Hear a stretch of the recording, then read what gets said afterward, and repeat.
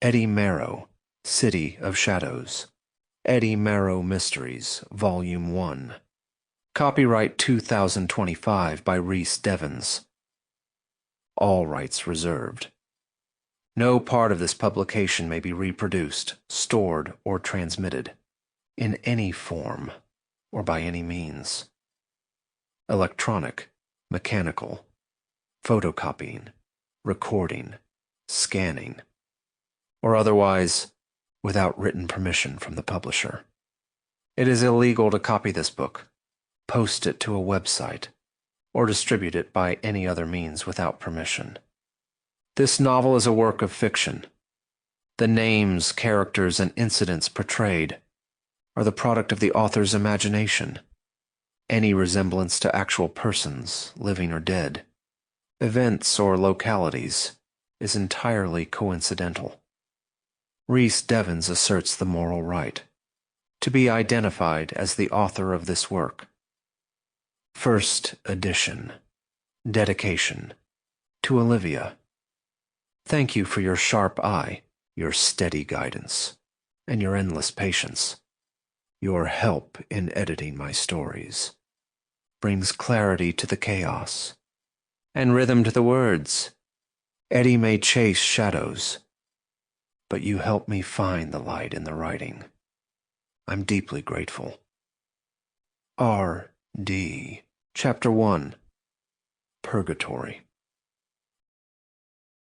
My desk sits in the loneliest corner of the San Francisco Bay Bulletin's third floor, wedged beneath a flickering fluorescent tube that buzzes like a dying insect, beside a window cracked from years of winter storms and newsroom fistfights. It overlooks nothing but a brick wall and a rusted fire escape. A view perfect for a man whose career is always on the ropes. They call it the classified's desk, a graveyard for real journalism, the place where true reporting goes to die. But I didn't always belong in the graveyard.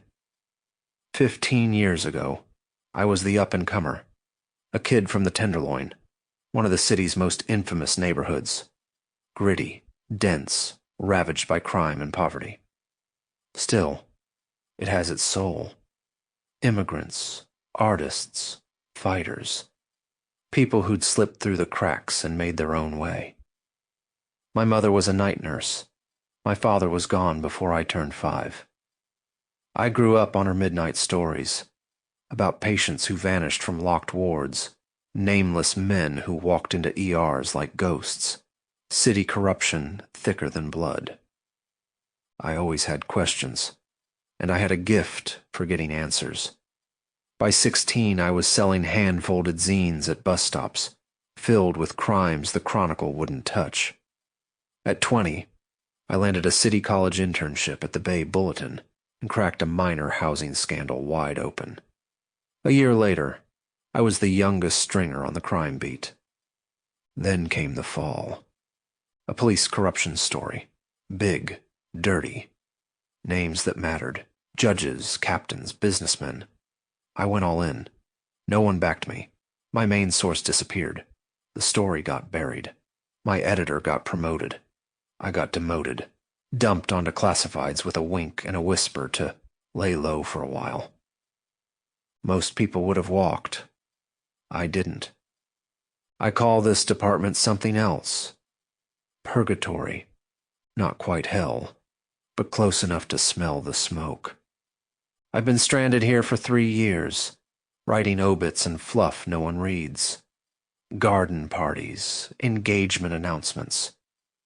But I still cling to my old 35mm Nikon, like it's the last relic of a better version of me. Most days, it hangs around my neck like a noose, the strap worn smooth by sweat and regret, because I still believe in the ink. Still believe the truth matters, even when it's strangled down to a whisper. I keep digging, between job ads and lost pet notices. I walk the city like it's whispering to me. I listen. I watch. I see what others miss. And sometimes, late at night, when the newsroom is quiet and the city screams with sirens, I find something. Something strange. Something no one else will. Sample complete. Ready to continue?